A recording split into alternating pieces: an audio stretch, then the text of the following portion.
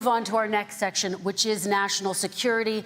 And I do want to start with the security of our elections and some breaking news from overnight. Just last night, top intelligence officials confirmed again that both Russia and Iran are working to influence this election. Both countries have obtained U.S. voter registration information, these officials say, and Iran sent intimidating messages to Florida voters. This question goes to you, Mr. Vice President. What would you do to put an end to this threat? You have 2 minutes uninterrupted. I made it clear, and I ask everyone else to take the pledge. I made it clear that any country, no matter who it is, that interferes in American elections will pay a price. They will pay a price. And it's been overwhelmingly clear this election, I won't even get into the last one, this election, that Russia has been involved, China has been involved to some degree, and now we learn that Iran is involved.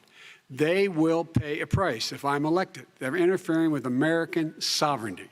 That's what's going on right now. They're interfering with American sovereignty. And to the best of my knowledge, I don't think the president said anything to Putin about it. I don't think he's talking to them a lot. I don't think he said a word. I don't know why he hadn't said a word to Putin about it. And I don't know what he has recently said, if anything, to the Iranians. My guess is he'd probably be more outspoken with regard to the Iranians. But the point is this, folks. We are in a situation where we have foreign countries trying to interfere in the outcome of our election. His own national security advisor told him that what is happening with his buddy, I will. His buddy, Rudy Giuliani, he's being used as a Russian pawn. He's being fed information that is Russian, that is not true. And then what happens? Nothing happens. And then you find out that everything that's going on here about Russia is wanting to make sure that I do not get elected the next president of the United States because they know I know them and they know me. I don't understand why this president is unwilling to take on Putin when he's actually paying bounties to kill American soldiers in Afghanistan, when he's engaged in activities that are trying to destabilize all of NATO. I don't know why he doesn't do it, but it's worth asking the question, why isn't that being done? Any country that interferes with us will, in fact, pay a price because they're affecting our sovereignty. President Trump, same question to you. Let me ask the question. You're going to have 2 minutes to respond. For 2 elections in a row now, there has been substantial interference from foreign adversaries. What would you do in your next term to put an end to this? 2 minutes uninterrupted. Well, let me respond to the first part, as Joe answered. Joe got $3.5 million from Russia, and it came through Putin because he was very friendly with the former mayor of Moscow, and it was the mayor of Moscow's wife. And you got $3.5 million.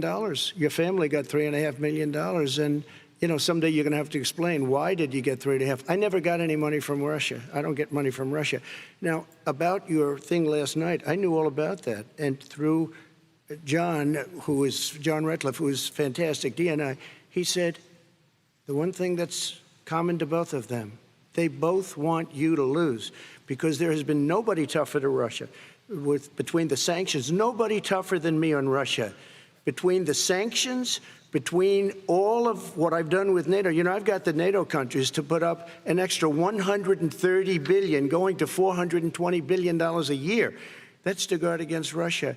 I sold, while he was selling pillows and sheets, I sold tank busters to Ukraine. There has been nobody tougher on Russia than Donald Trump.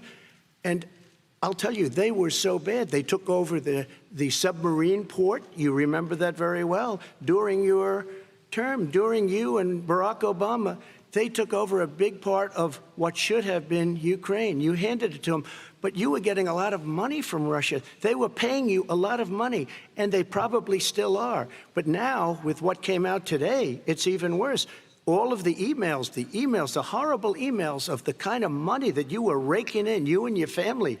And Joe, you were vice president when some of this was happening, and it should have never happened. And I think you owe an explanation to the American people. Why is it? Somebody just had a news conference a little while ago who was essentially supposed to work with you and your family, but what he said was damning. And regardless of me, I think you have to clean it up and talk to the American people. Maybe you can do it right now.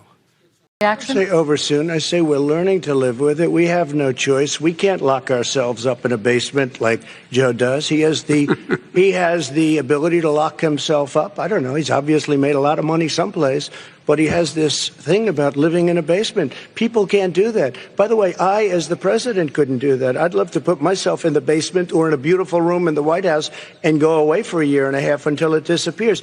I can't do that. And President Trump, excuse me. please respond, and then I have some We are follow-up. energy independent for the first time.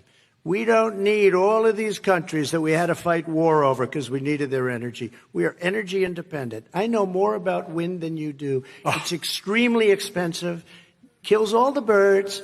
It's very intermittent. It's got a lot of problems, and they happen to make the windmills in both Germany and China. And the fumes coming up, if you're a believer in carbon emission, the fumes coming up to make these massive windmills is more than anything that we're talking about with natural gas, which is very clean. One other thing. Find me a scientist Solar. that said that. I love solar, but solar doesn't quite have it yet.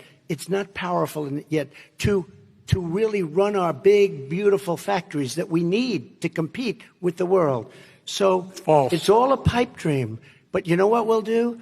We're going to have the greatest economy in the world. But if you want to kill the economy, get rid of your oil industry. You want, and what about fracking? All right, Now let we me have to ask him allow about fracking. Vice President Biden to I respond. never said I oppose fracking. You said it on tape. I did. Show the tape. Put it on your website. I'll put it. Would there be any place for fossil fuels, including coal and fracking, in a Biden administration?